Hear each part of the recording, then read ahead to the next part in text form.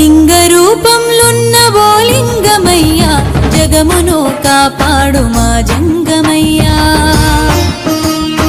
ఆది భిక్షువుని అవతారమయ్యా, బూడిదను పూసిన బంగారమయ్యా.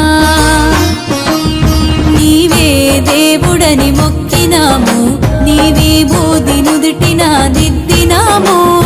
నిన్నే దైవమని కొలిసినాము, పంచామృత లేపనం చేసినాము.